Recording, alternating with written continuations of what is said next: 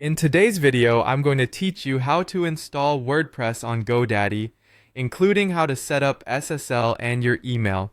This tutorial is designed for beginners and will guide you step by step, ensuring you understand each part of the process. First, head over to the GoDaddy website. Once there, click on your name in the upper right corner and select My Products from the drop-down menu. This action will take you to a page listing all the various products and services associated with your GoDaddy account. Look for the web hosting section and hit Setup to get started. Then, choose the domain you want to use for your WordPress site. Once you've made your selection, click Update to proceed. You'll then need to select a data center from the available options. Be sure to choose one that is closest to your target audience for the best performance. After making your selections, click Yes, let's do it to confirm. Next, it's time to set up your WordPress login credentials.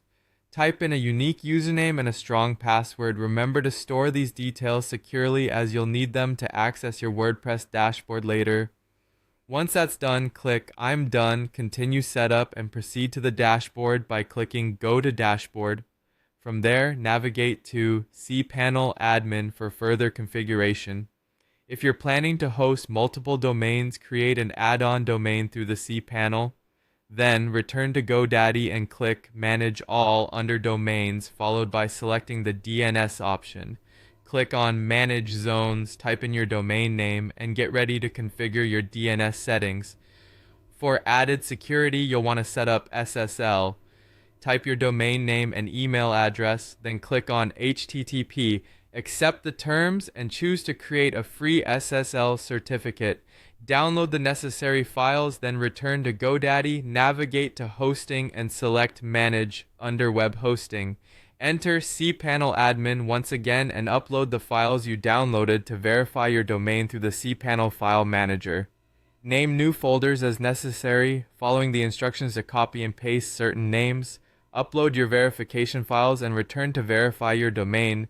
You might see a not secure message, but don't worry, installing SSL certificates will handle this.